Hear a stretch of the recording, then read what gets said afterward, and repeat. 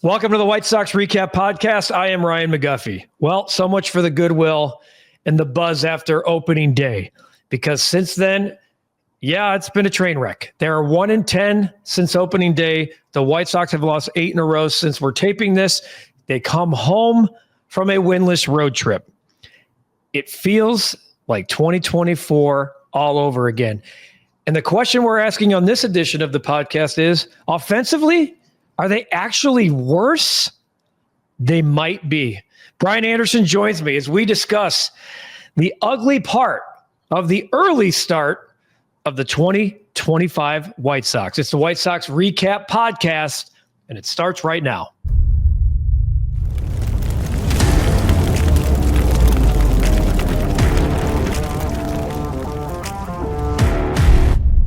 Brian Anderson, at least for a day, and I'll be at the home opener, and we talked about the way too early impressions of the Chicago White Sox last week when we got together and taped like kind of what we like about this team, and they're playing different and they're playing clean. And quite frankly, they have been, but they're booting balls a little bit again. They did it in the finale in Cleveland. Offensively, though, man, it is I don't even know if it's abysmal. And I'm going to give you some numbers here in a minute, but really worst case scenario for the White Sox. They go on the road. They get swept by Detroit. They score 3 runs in Cleveland in 3 games. Cleveland's lineup is garbage too. They're getting healthy because they're playing the White Sox. The White Sox come home at 2-10, which is the same mark through 12 games as they were in 2024. Brian Anderson, welcome to the podcast. Yeah, holy cow. Thanks for coming. I tell you, I would not.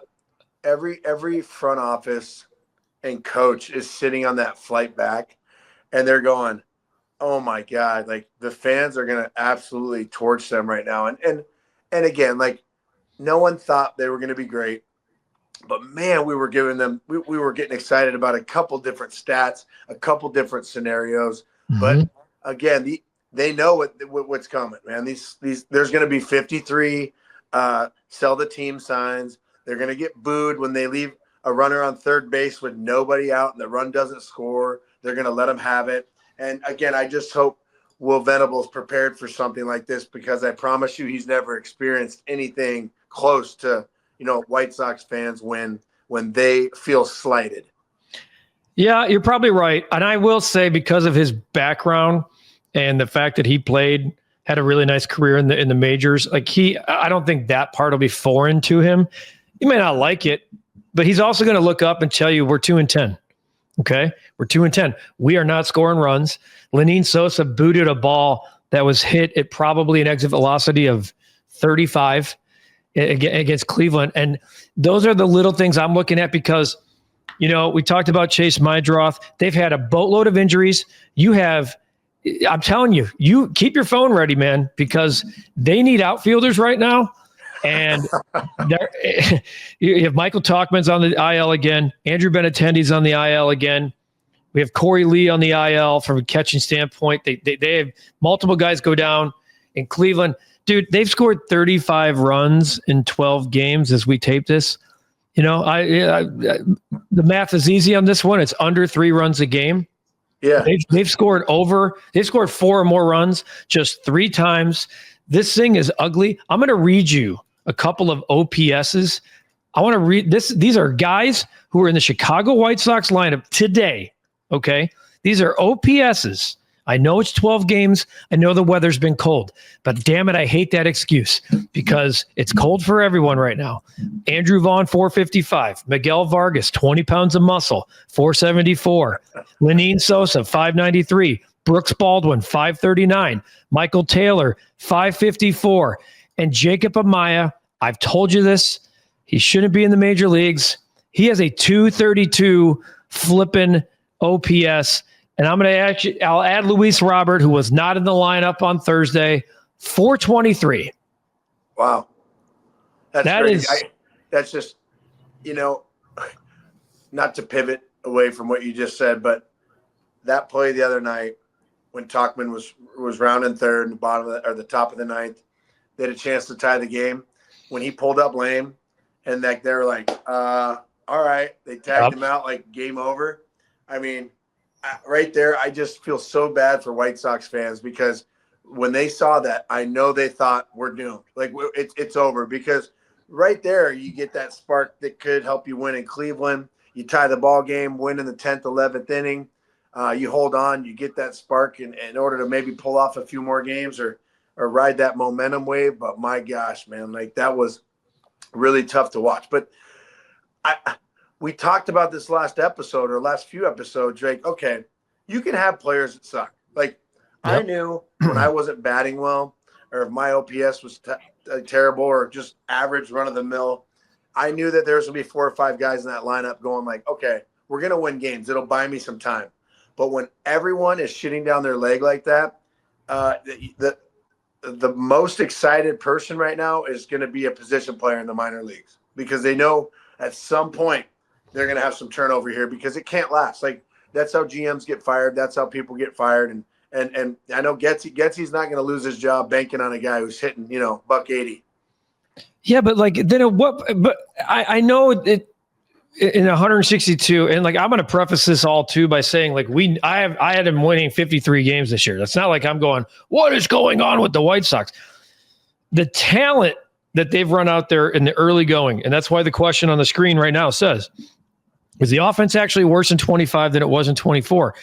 I think the talent is. I think the talent right now today is worse in 2025 than it was in 2024. It doesn't mean there's not some guys coming. That at least the one positive nugget is that there will be reinforcements at some point.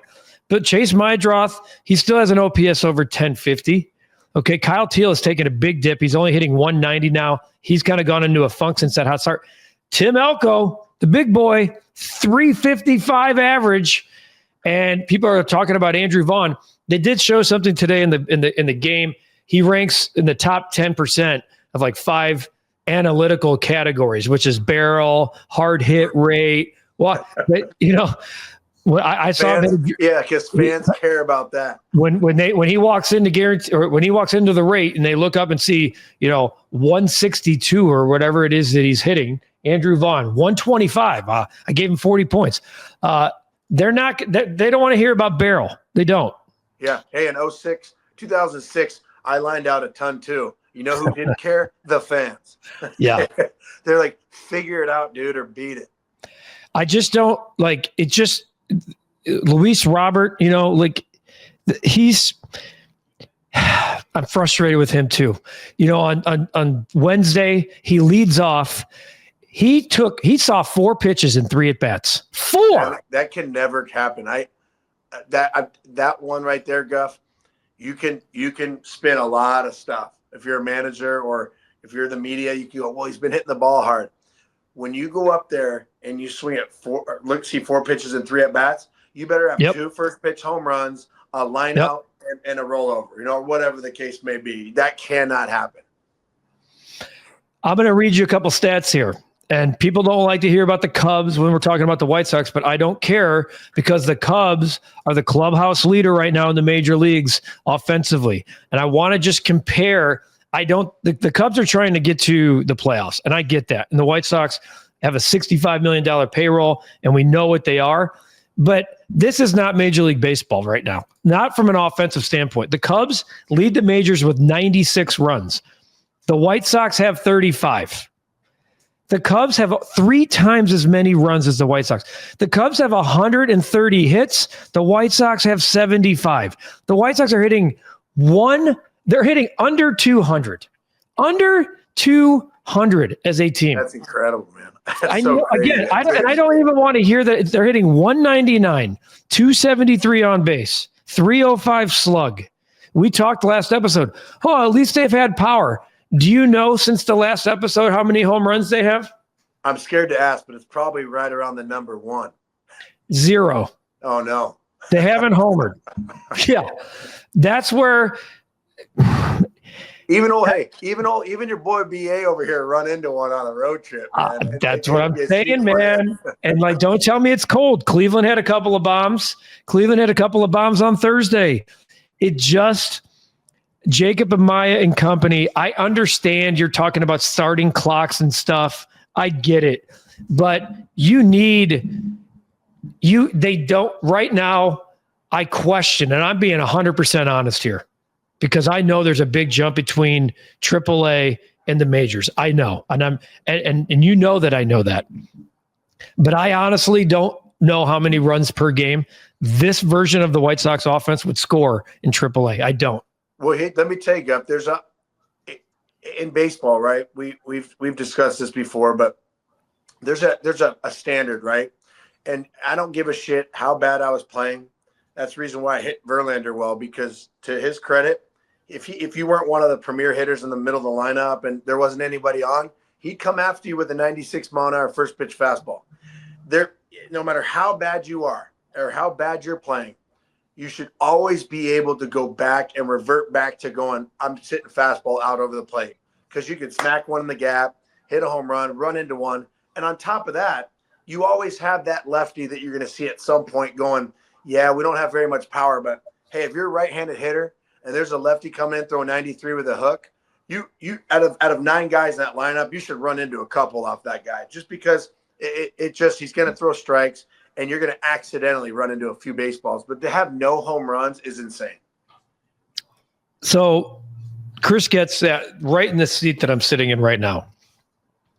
And we asked him, when you hire a new manager, I expected to see, and I think you and I talked about this in the offseason, I expected to see kind of wholesale changes on the coaching staff. I always knew Ethan was coming back. And quite frankly, there are fans out there who want him gone. He has shown to me his value in doing kind of working like a magician at times with some of the guys that the White Sox are running out there, probably when they shouldn't even be. The bullpen is a complete mess. Mike Clevenger can't find the strike zone. You can argue why he's even here. I don't know how much longer that leash will be here. But Marcus Tim survived the cut. And Chris said, you can only turn over. So you need some kind of continuity. He preached continuity. They changed the manager. They changed the bench coach. They changed the message. But I'm starting to wonder, because you're a guy that's had multiple hitting coaches.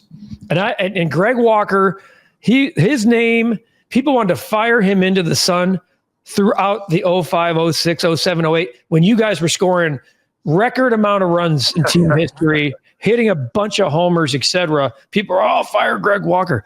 Could you imagine if that was today? No one's saying anything about Marcus Timms. And I'm not saying fire Marcus Timms 12 games into the season.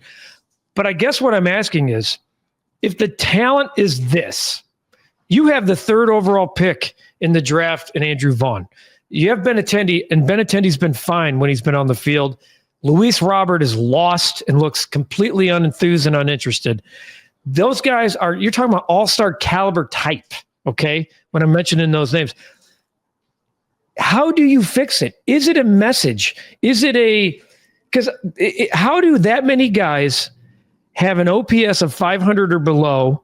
Miguel Vargas, all we heard about, 20 pounds of muscle. And I knew as soon as I heard that, I rolled my eyes and got the puke bucket. What the hell is he on? Give me some of that. Yeah, well, good thing he added 20 pounds of muscle, because it hasn't helped on the baseball field. And I guess my question is, with the guys that we know they're going to rely on, Jacob Amaya is not going to be here. Lenny Sosa is not going to be here long-term. But for now, the Vargases, the Vaughns, the Roberts, etc., how does it get better? And it can't just be warm weather. It can't. Yeah, I mean, you brought up Ethan, right? I think he's the right man for the job right now. You have a younger pitching staff where there's so many moving parts. His mild-mannered demeanor, his calmness, you have to have that sense of calmness in order to be able to deal with something like that. Because can you imagine fucking Don Cooper? His head would explode. If Don Cooper had to deal with these guys, he'd be like, you bunch of you guys stink, So I think that's there. And then, Marcus Timms played against him. Nice guy, good guy. There has to be something, though. I mean, you should be able to take 9 rookies in your starting lineup. And again, I know that he doesn't have that, but you should be able to take 9 guys in the starting lineup and have an approach and a plan and an expectation of hey guys, that's what I'm talking about. See a pitch. We're going to see a pitch. Greg Walker, one time we had a meeting, we were facing Kenny Rogers. I had always hit him fairly well, but for whatever reason, he had gotten us out on the first two pitches, like every at bat. And Greg Walker was like, we're going to take the first pitch. We're going to take a strike. My dumb ass goes up there and freaking fouls off the first pitch and swung. I looked in the dugout. He was like, what are you doing?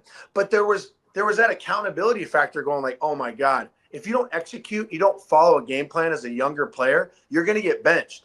And I know it might start like a downward spiral, but I'd bench Luis Roberts' ass. I'd call up somebody else and be like, listen, dude, it's your 5th year in the big leagues. You can't swing you can't get out. You can't see 4 pitches and 3 at bats. So if I were Marcus Timms, I would sit the players down or at least the older guys and be like, guys, I don't expect you to hit 40 homers, but you have to lead by example. You have to take advantage of those pitches, and you have to be able to hit mistakes. Shit, as bad as I ever felt, especially in 2008, when I'm like, okay, I'm going to play against lefties. You threw me a fastball middle away in a hitter's count, it was going out of the park, or I was going to smack it, right? It wasn't roll over, foul it off, all that shit. It's just really frustrating to watch like big league level expectations, like the standard, and that just be so below that standard that it's like, what are you going to tell fans? I mean, I would be furious if I was the front office. Yeah, and that's what I guess I'm at. That's what I was asking, because that's good insight about talking to Walk when you guys were playing, because it feels like right now everyone's going up with an individual plan. And I know that is not the case. I know that these guys have more video, more scouting reports, more information than ever before. They're going from the on deck circle they're going from the batter's box back to the dugout and looking at an iPad. I mean, instantly. And so the information's there, but I really do wonder what the plan is. I mean, because 30% of their runs have been scored in the first inning. Usually that's a good sign. You're scoring runs in the first inning. They've scored 10 runs in the first inning. I like that. Here's what I don't like. I knew there was no doubt in my mind, literally zero doubt in my mind. On Thursday in the finale in Cleveland, they scored a run off of a wild pitch. I really I'm sitting here by myself and I said, that's it. They won't score again. They won't score again. And we've seen that time and time and time again. And I just, to not have one guy other than Andrew, I mean, I guess Andrew Benintendi is the one example right now who looks like a professional hitter with a plan, but to have this is the part I don't understand about the White Sox, because I don't feel like other teams, and I'm not spending a lot of time putting the Miami Marlins under a microscope, but the Miami Marlins have won some games. They beat the Mets yesterday by having a plan. Matt Mervis is hitting the ball out of the ballpark. So maybe I've spent more time looking at the Marlins than I thought. Hey, my point is, like you're saying about those iPads, that will never. I told you as a good comp, we had the video room, right? I used to run down there after bat at bat, and I go watch the screen.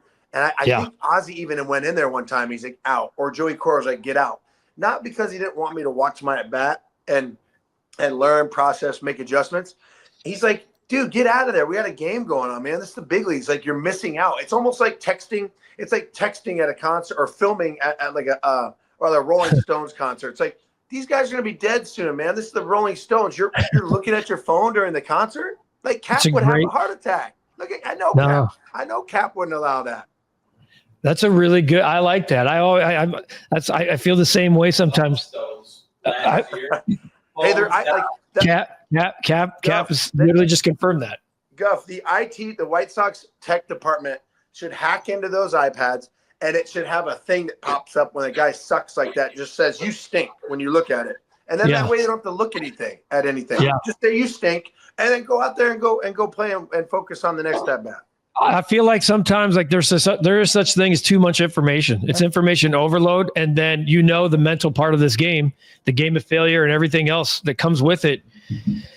When you're getting all this information and you're like, you're in a 0 for 22, it seems unnecessary. I mean, I wasn't the best hitter ever, but I'd have been out of the game real quick, because you just watch the game, man. The White Sox, I should text Getsy. I should print shirts off for them, being like, watch the fucking game. You're missing out. Watch what Benintendi's doing in 2-0 pitches or 2-1 counts. Let's see how he approaches, or let's see if he's taking a strike. It's such a hard game, but my gosh, there's so much to learn in front of you. I had the luxury of having Hall of Famers and pros on my team, and man, like I remember Uribe and I would start off slower average wise, right? Like we weren't known as being like 280 to 300 guys, but for the most part, those other guys, man, they were just constantly having good at bats.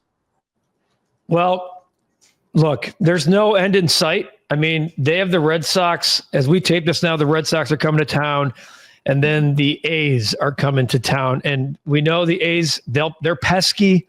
They can score runs. They're 5-8. It doesn't matter. I shouldn't even say records anymore because records really don't matter unless you're the Rockies or the White Sox. They're kind of the Rockies or the White Sox of the West, I guess. But it really doesn't matter who's coming in here anymore. The Sox need to change something. They need a win, obviously. They need to score in bunches.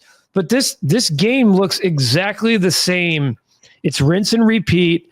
I know that Will Venable, he's trying to mix the lineup and throw guys at the top until you get Chase Mydroth here. There is no true leadoff hitter. I mean, Nick Maton and Vargas. I guess I keep coming back as we put a bow on this thing. I guess I keep coming back to like watching that Luis Robert at the top. And it just infuriates me because one of the whole disappointments of this entire first rebuild was that trio. That trio that everyone, that the organization gave contracts to, and then also handed the keys at the same time. And to see how fat and happy the other two guys who aren't here got, and then to know the talent that Luis Robert has, and to see him going up there and just saying, first pitch swing, let's go. Like he just wants to get the game over with is just very disappointing. And maybe that's the reason he sat on Thursday. Maybe Will Venable did say, you know what? You're going to get a day off. You need a breather. But he also, maybe there's like a little bit of accountability. Like that's not going to play here. We need, at least Andrew Vaughn's at bats have looked good. I can say that. Like he's had 8, 9, 10, 12 pitch at bats. Hasn't led to success. But I don't know. I guess I'm just spewing at this point because I thought you're not wrong, man. I like last year there was nothing to stop the bleeding. You didn't have a manager that the players liked or bought into, and vice versa. And here we are coming up on we haven't even played 15 games, and we're talking about the possibility of a 10-game losing streak. Something needs to, like, that's where I'm hoping for a little bit more. I don't know. If you're raking in the minors, if you're Tim Elko, who's 11 for 31. Right now, if you're in high A right now, raking, I got my eyes on the big leagues this year. If you're an older guy or an experienced guy. I like that. Yeah. That's a great point. If you're in high A, there's a path. Oh my gosh. Ugly stuff, my friend. Look at how high and low we can go. The first 1 week we're talking about, hey, it's 2-4, but there's some things here. A week later, we're like, they're 2-10 and the sky is falling. Tell you what, man, we joked around about it via text. If it's the time Will Venable and the staff should be worried is if you can feel the energy in the dugout.